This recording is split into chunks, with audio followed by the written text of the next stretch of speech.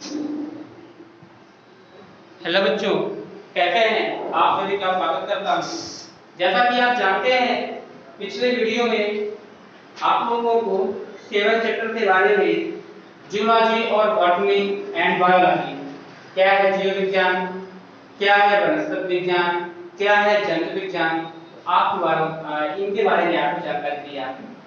इसके बाद उनकी डिफिनेशन पढ़ा बच्चों कि क्या है वनस्पति विज्ञान किसे कहते हैं, जंतु विज्ञान किसे कहते हैं। तो अपन लोग इसके बारे में पढ़ चुके हैं। थोड़ा सा वृद्धि के बारे में बात किया था कि कोई भी जीव हो निश्चित रूप से एक निश्चित समय तक वृद्धि करता है और धीरे धीरे वृद्धि क्या हो जाती है बच्चों, रुक जाती है। आज हम लोग पढ़ेंगे कुछ जंतुओं का जीवन काल, यानी जो हमारे जंतु हैं वो जंतुओं का जीवन काल के बारे में थोड़ा पढ़ेंगे कि क्या टाइम पीरियड कितना होता है। चलिए स्टार्ट करते हैं। ये इधर साइड क्या लिखा है बच्चों, जंतु है और आपका ये जीवन काल। एक वयस्क मधुमक्खी जो होती है उसका जो जीवन काल होता है 1 दिन होता है। वयस्क मधुमक्खी का जीवन काल कितना होगा, 1 दिन का होगा। घरेलू मक्खी जो होती है, घरेलू मक्खी का जीवन काल 1 से 4 महीने के लिए होता है, यानी 1 से 4 माह तक वो जीवित रह सकते हैं। इसके बाद मृत्यु होना कम होता है। ये भृंग का जो जीवन काल होता है बच्चों 4 महीने तक के लिए होता है। जेलीफिश का जीवन काल क्या होता है, 1 वर्ष के लिए होता है। ठीक है। चूहा जो घरों में रहकर सबको परेशान करता है, ये जो आपका इसको क्या बोलते हैं, 2 से लेकर के 3 वर्ष तक ये जीवित रहता है। इसका जीवन काल कितने वर्ष का होता है, 2 से 3 वर्ष तक होता है। गिलहरी,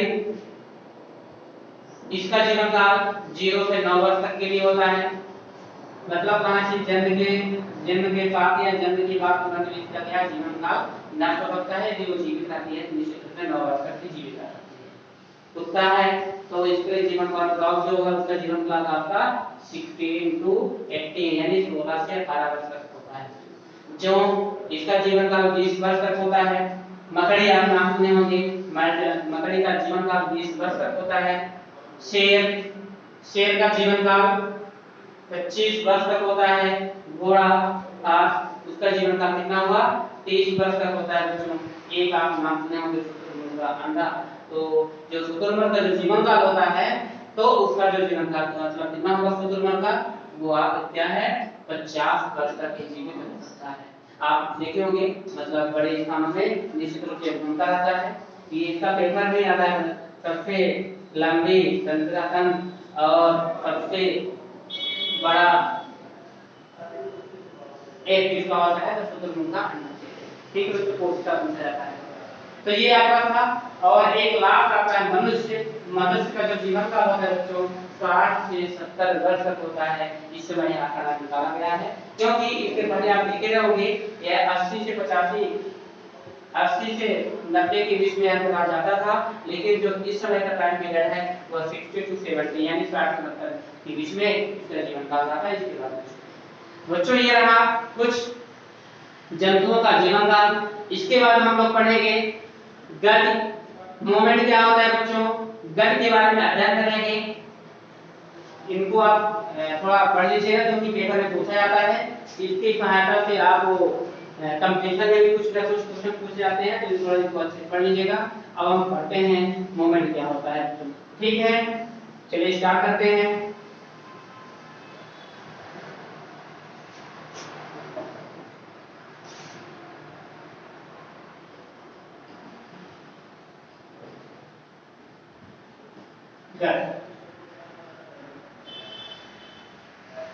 ये क्या देखो, हम जानते हैं कि पौधे अपना भोजन स्वयं बना सकते हैं।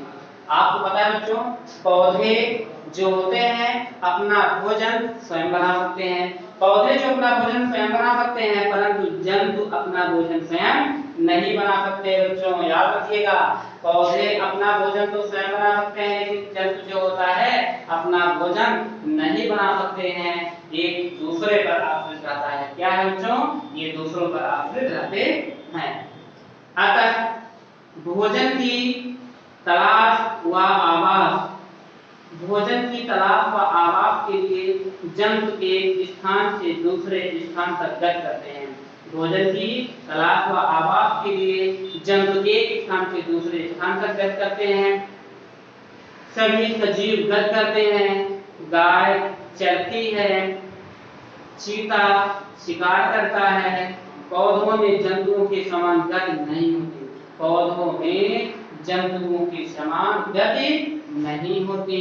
तो याद रखिएगा, पौधों में जंतुओं की समान गति नहीं होती है। और निश्चित रूप से जो जंतु होते हैं वो अपना भोजन स्वयं नहीं बना सकते, किसी दूसरे पर आश्रित रहते हैं।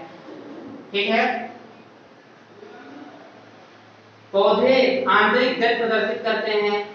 पौधे प्रकाश की ओर भी गति नहीं करते। मतलब आना चाहिए, पौधे में जो विकास होता है वह आंतरिक विकास होता है, यानी सूर्य की तरफ भी वो बढ़ते नहीं है, उनका विकास नहीं होता है।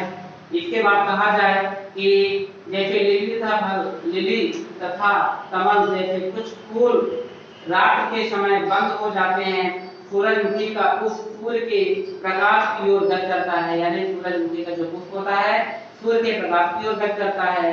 सभी पौधों की जड़ें भूमि तथा जल की ओर गति करती हैं, यानी सभी पौधों की जो जड़ होती है बच्चों वह भूमि यानी पृथ्वी के नीचे की ओर गति करती है। नीचे जितनी ये पुराना वृक्ष होता चला जाएगा और निश्चित रूप से उतनी उनकी जड़ें क्या होती है, नीचे बढ़ती चली जाती है उसके। और आपको यही पता है बच्चों, यदि कोई भी पौधा होगा यदि उसमें जड़ नहीं होगी, रूट नहीं होगा, निश्चित रूप से क्या होगा, उसका कार्यकाल जीवनकाल संभव नहीं है। तो जितना पुराना वृक्ष होता चला जाएगा उतनी उसकी जड़ नीचे धंसती चली जाती है। नेक्स्ट है बच्चों, पोषण करते हैं। फीडिंग क्या होता है?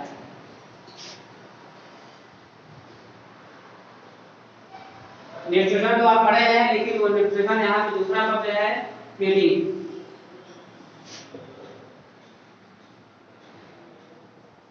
ठीक है, ये क्या होता है देखिए, सजीव जीवों की महत्वपूर्ण आवश्यकता होती है। भोजन जो होता है बच्चों सजीवों की महत्वपूर्ण आवश्यकता है। कोई भी व्यक्ति हो, कोई भी जीव हो, यदि उसे भोजन नहीं दिया जाए तो निश्चित रूप से क्या होगा, वह विफल रहेगा। मतलब कहना चाहिए कि अगर भोजन है तो सजीवों के लिए क्या है, बहुत ही महत्वपूर्ण आवश्यक है। भोजन क्या है बच्चों? भोजन सभी सजीव प्राणी के लिए,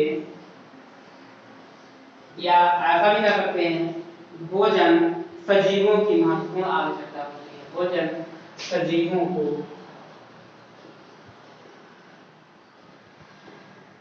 महत्वपूर्ण आवश्यकता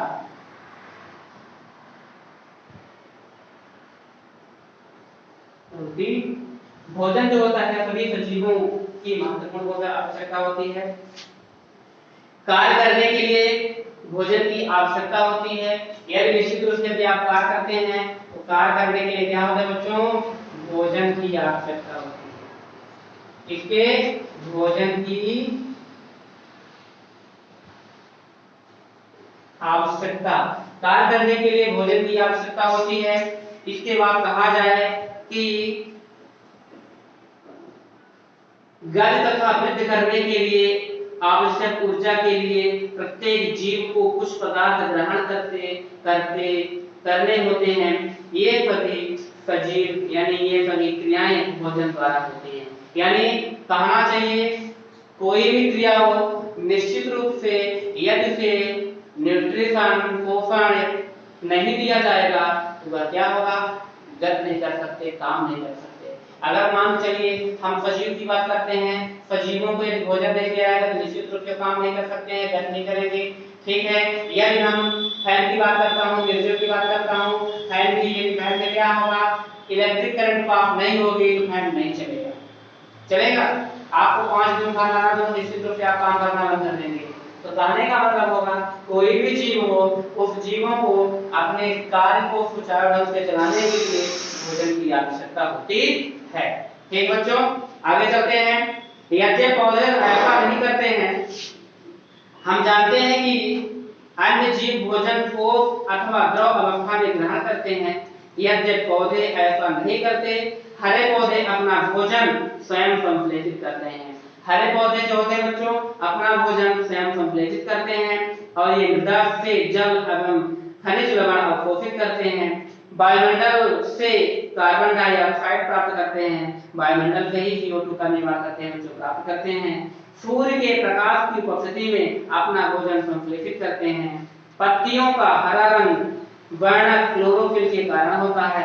पूछा जाता है बच्चों कि जो हमारी लीफ होती है, ये लीफ हरे कलर की ही क्यों दिखती है, अलग उसका परिवर्तन क्यों नहीं होता? तो निश्चित रूप से आप देखते होंगे इसमें छोटे छोटे ऐसे रेशे पाए जाते हैं बच्चों, देखे होंगे। और उस सफेद की तरह जो तरी का पत्तियां होती हैं, यानी जो रेशे होते हैं, उसी में एक क्लोरोफिल पिगमेंट पाया जाता है, और जिसके कारण पत्तियां क्या होती है बच्चों? हरी दिखती है। ठीक है, उसी के कारण हरी पत्ती क्यों दिखती है? क्योंकि क्लोरोफिल पिगमेंट, कौन सा नाम है उसका? क्लोरोफिल।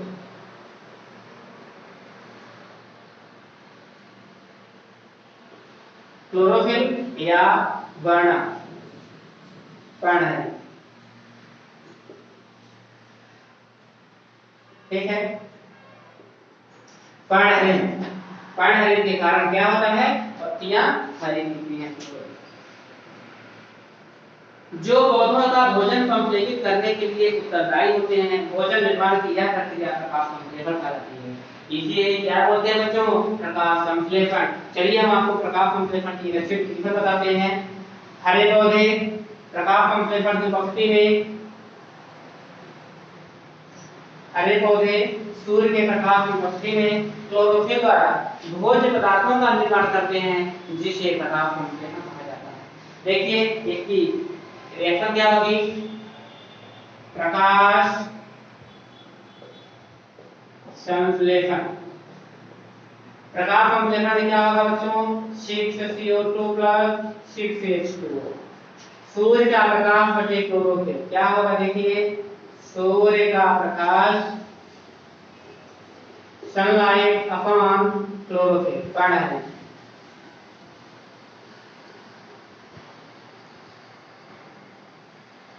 सूर्य का प्रकाश बटे पढ़ने। चलिए स्टार्ट करते हैं। इसका रिएक्शन जब होता है तो बनता क्या है?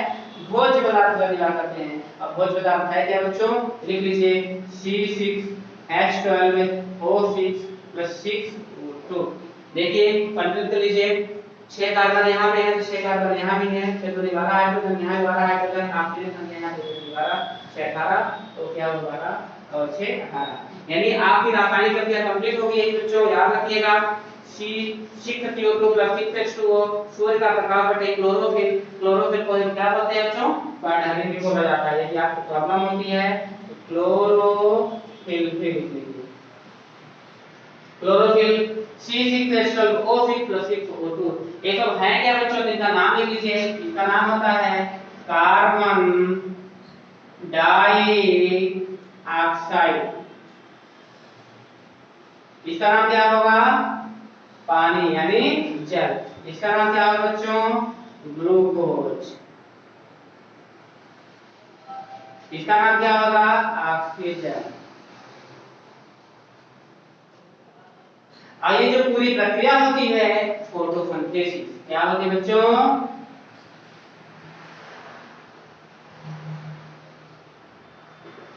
फोटोसिंथेसिस का मतलब होता है प्रकाश संश्लेषण। और प्रकाश संश्लेषण हरे पौधे अपना भोजन स्वयं नहीं बना सकते, उसमें निश्चित रूप से क्या बना सकते हैं? क्योंकि उसमें निश्चित रूप से अपना भोजन बनाने के लिए सूर्य के प्रकाश की उपस्थिति की आवश्यकता होती है। हम चाहे अपना भोजन स्वयं भी बना सकते हैं, जंतु चाहे अपना भोजन स्वयं भी बना सकते हैं, लेकिन पौधा एक ऐसा प्लांट है, पौधा है, कोई भी पौधा हो, निश्चित रूप से अपना भोजन स्वयं बनाते हैं। उसके लिए क्या जरूरत पड़ती है? Carbon dioxide. Carbon dioxide CO2 plus सूर्य के प्रकाश की मात्रा, और निश्चित रूप से क्या होती है? वाटर। देखिए कार्बन डाइऑक्साइड है, कहां से निकलता है बच्चों? आप निश्चित रूप से पेड़ पौधे जो होते हैं ना, कार्बन डाइऑक्साइड छोड़ते हैं, आप ऑक्सीजन छोड़ते हैं, हम लोगों के माध्यम से CO2 प्रोवाइड होती है। और जैसे खांसते हैं, छींकते हैं तो क्या नहीं होती है? गैस निकलती है CO2। तो याद रखिएगा, पौधा जो होता है ऑक्सीजन छोड़ता है, लेकिन CO2 क्या करता है? ग्रहण करता है। CO2 ग्रहण करके पानी आपको निश्चित रूप से मिल जाती है। तो CO2 प्लस H2O दोनों आपस में क्रिया कर लेते हैं, तो भोजन बनाते हैं और उसको ग्रहण करके अपना जीवन यापन करते रहते हैं। C6H12O6 ये क्या है? यही है भोज्य पदार्थ, इसका नाम है ग्लूकोज।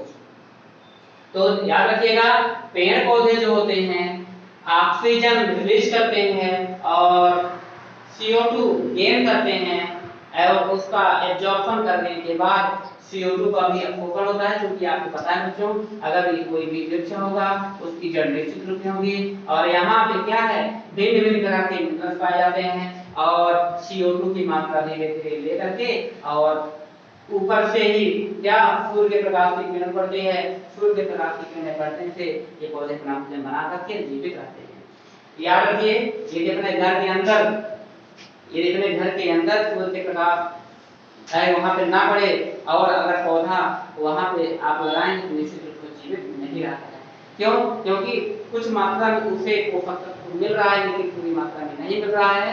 सूर्य के प्रकाश की कमी से निश्चित रूप से क्या होगा, पौधा जीवित ये कहा जाता है। आप एग्जांपल में आप देख सकते हैं, कोई भी जीव हो अगर उसको सूर्य की किरणें नहीं मिलती हैं तो निश्चित रूप से क्या होता है, उसका एक्टिविटी, उसकी क्रियाएं सही ढंग से नहीं होती। मनुष्य के लिए भी विटामिन डी आवश्यकता होती है। यदि विटामिन डी की कमी हो जाती है बच्चों तो रिकेट्स बीमारी हो जाती है और कहना चाहिए कि उसका पैर पतला पड़ जाएगा, सूखा रोग जैसे जिसको बोलते हैं सूखी तरह हो जाता है।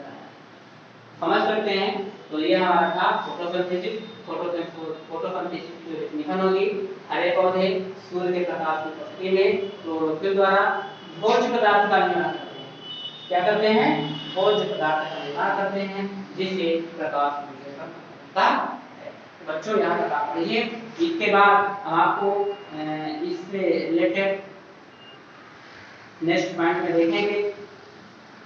ठीक बच्चों, हम आपको यहाँ पे फोटोसिंथेसिस के बारे में जानकारी दे दिया। नेक्स्ट हम पढ़ेंगे रिस्पायरेशन। और बच्चों इसमें कुछ आपको कमेंट्स करना है, पूछ सकते हैं। यदि आपको कुछ प्रॉब्लम हो तो आप इसे कमेंट्स करके पूछ सकते हैं, क्योंकि इसमें आपका फोटोसिंथेसिस और कुछ जीवों का जीवन काल इसमें दिया गया है, कुछ जंतुओं का जीवन काल दिया गया है। यदि हम थोड़ी इस बात रिस्पायरेशन की बात करते हैं, रिस्पायरेशन का मतलब क्या होता है बच्चों? श्वसन। थोड़ा इसको यूट्यूब को आप देख लिया है, रिस्पायरेशन क्या होता है।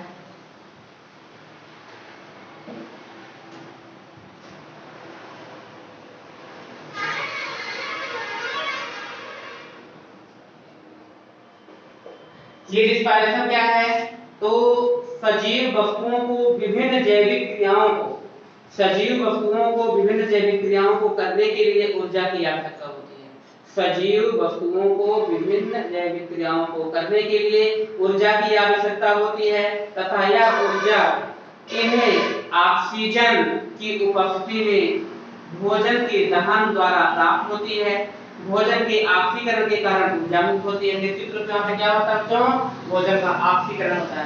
भोजन का ऑक्सीकरण के कारण क्या होता है? ऊर्जा मुक्त होती है और ऑक्सीजन ग्रहण की जाती है, कार्बन डाइऑक्साइड मुक्त की जाती है। ऑक्सीजन को ग्रहण करके कार्बन डाइऑक्साइड मुक्त किया जाता है। तो आप ये एग्जांपल भी पढ़े होंगे बच्चों, अगर ये टूटता है, भोज्य पदार्थ टूटता है, क्या है? C6H12O6। यदि ये डिफ्यूज होता है, यदि इसका डिफ्यूजन नहीं किया जाता है तो क्या बनता है बच्चों? Ethyl alcohol C2H5OH plus CO2। देखिए CO2 रिलीज करता है। यहाँ इसको संतुलित किया जाएगा तो इसका 2 मल्टीप्लाई करेंगे और यहाँ 2 मल्टीप्लाई करेंगे तो देखिए 2 दूनी 4, तो 6 इधर है, हाइड्रोजन संख्या 12 है तो 5 दूनी 10, 2 12 ये हो गया। ऑक्सीजन की संख्या 6 है तो 2 आपका यहाँ है, 2 दूनी 4, 2 6। ये है क्या? एथिल अल्कोहल है, एथिल अल्कोहल। ठीक है, ये एथिल अल्कोहल होगा बच्चों। ये क्या है आप जानते हैं? ग्लूकोज है। ग्लूकोज हो गया, कार्बन डाइऑक्साइड।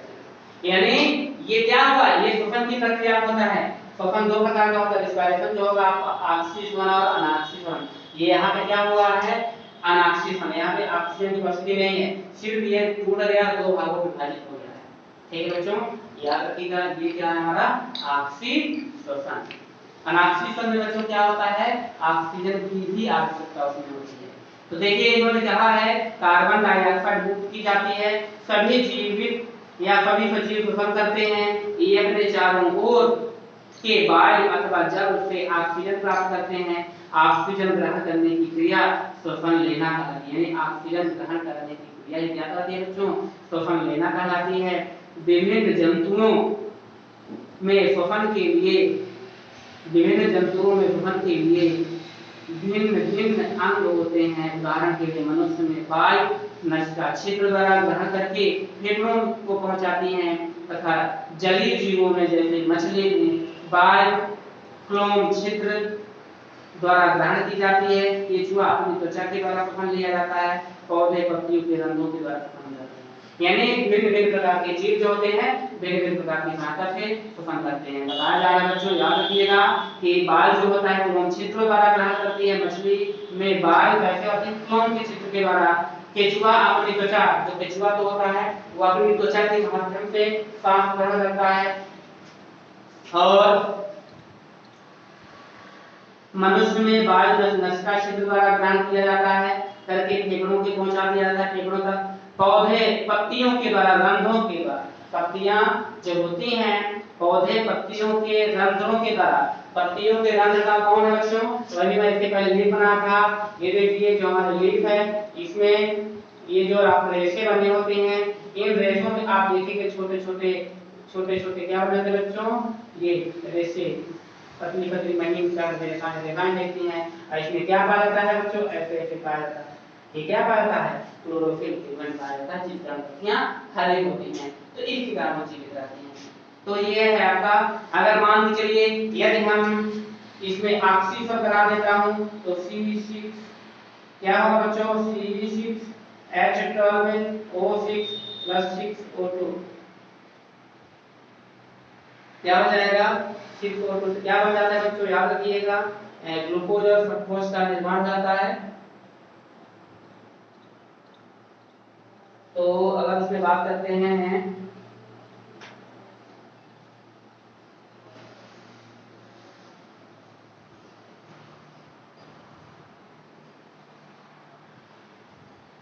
ये मान सकते इसमें है C6H12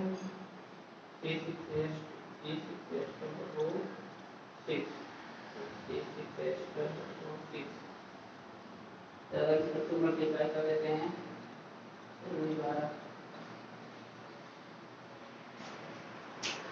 ये रासायनिक क्या नहीं होगी, दूसरी होगी। ये जो आपकी मैंने लिखी है C6H12O6 + 2C5OH, यानी ये आपका डिफ्यूज हुआ है, ग्लूकोज विघटित होकर के कार्बन डाइऑक्साइड CO2 और C2H5OH क्या हुआ, विघटित हो गया, और ये क्या है बच्चों, श्वसन के अंदर, ठीक है, जिसको बोलते हैं अनाक्षिक श्वसन। इसका जो मैकेनिज्म है बच्चों वो आपके हायर क्लास में दी हुई है, अपन उसको नहीं पढ़ते हैं। नेक्स्ट वीडियो पढ़ेंगे बच्चों उत्सर्जन, एक्सप्रेशन, एक्सपायरेशन क्या होता है, इसके साथ एक्सपायरेशन के बाद आपको तो हम रेस्पिरेशन पढ़ा दिए हैं, और रिस्पॉन्सिवनेस उद्दीपन कल पढ़ेंगे, ठीक है बच्चों। रिप्रोडक्शन भी होगा, उसको नेक्स्ट वीडियो पढ़ेंगे। कुछ क्वेश्चन आपको अगर करना हो तो कमेंट कीजिए, ठीक है बच्चों। ओके।